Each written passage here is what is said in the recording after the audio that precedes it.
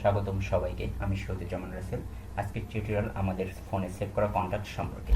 আমরা সবাই এখন স্মার্টফোন ব্যবহার করে থাকি, সেটা হতে পারে কম দামি অথবা বেশি দামি বা যে কোনো ব্র্যান্ডের।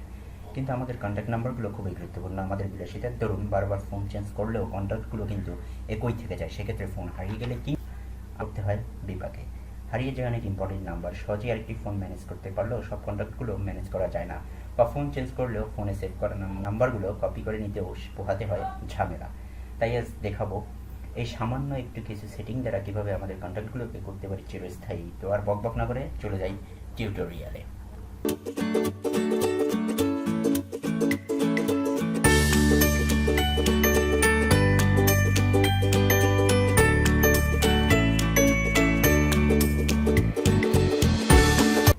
প্রথমে যেতে হবে আমাদেরকে সেটিং মেনুতে, এখান থেকে অথবা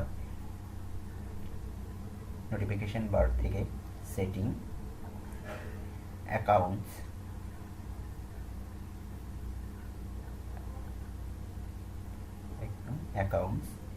অ্যাকাউন্টসে ক্লিক করে এখান থেকে অ্যাড অ্যাকাউন্ট থেকে গুগল অ্যাকাউন্ট, গুগল অর্থাৎ জিমেল অ্যাকাউন্ট দিয়ে সাইন ইন করতে হবে।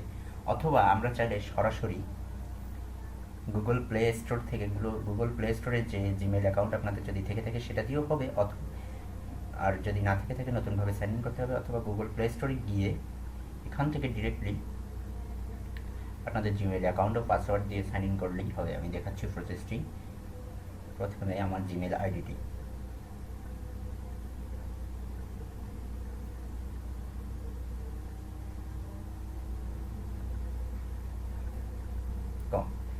নেক্সট, তারপর দিতে হবে পাসওয়ার্ড।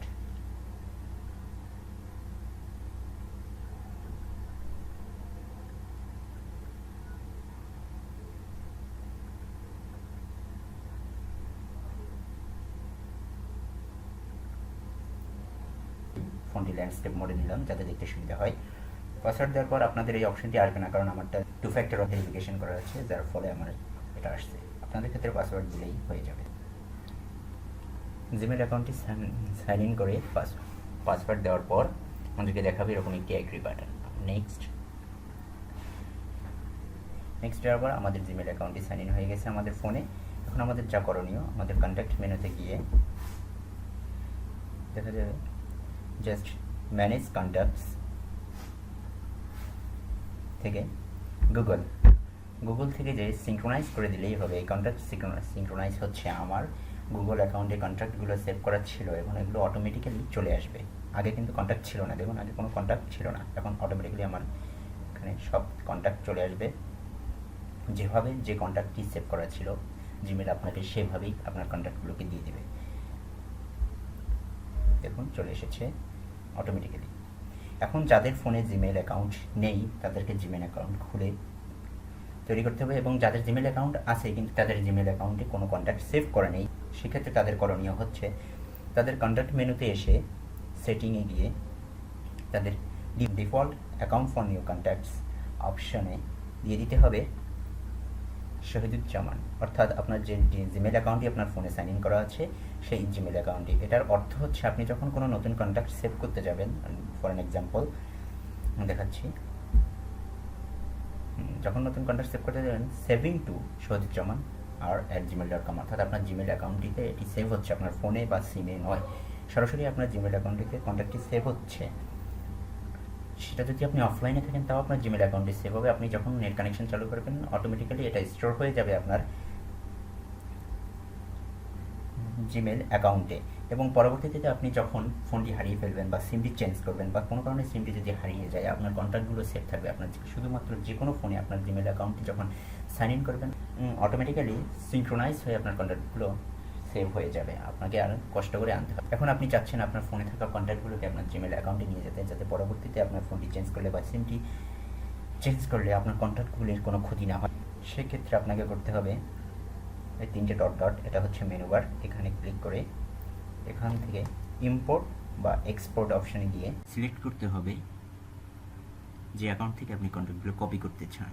অর্থাৎ আমি চাচ্ছি আমার ফোনের কন্ট্যাক্টগুলো আমার জিমেল অ্যাকাউন্টে কপি করতে। সেক্ষেত্রে প্রথমে আমাকে সিলেক্ট করতে হবে ফোন কন্ট্যাক্ট, এখানে লেখাই আছে কপি কন্ট্যাক্ট ফ্রম, অর্থাৎ কন্ট্যাক্টগুলো যেখান থেকে কপি হবে ফোন।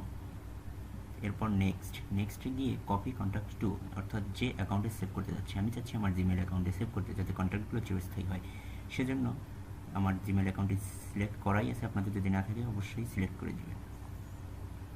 তারপর নেক্সট দেওয়ার পর দেখাচ্ছে কোনো কন্ট্যাক্ট নেই, যদি থাকতো তাহলে সিলেকশন আসতো।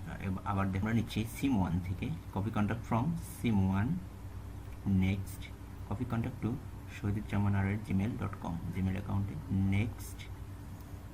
এরপর যে কন্ট্যাক্টগুলো আমরা নিতে চাই, যদি আমরা চাই সবগুলো নিব, তাহলে এখান থেকে সিলেক্ট অল দিতে পারি, অথবা আমরা প্রয়োজন মাফিক জাস্ট এক্সাম্পল হিসেবে 2-3টা কন্ট্যাক্ট নিয়ে দেখাচ্ছি, আপনারা সবগুলো নিলেই নিতে পারেন।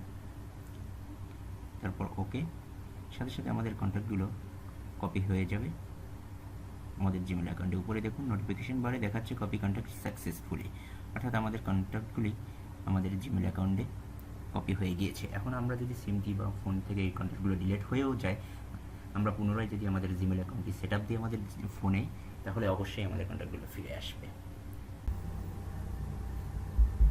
আশা করি সবাই বুঝতে পেরেছেন। তারপর কারো কোনো সমস্যা থাকলে অবশ্যই আমাকে কমেন্ট করে জানাবেন কমেন্ট বক্সে।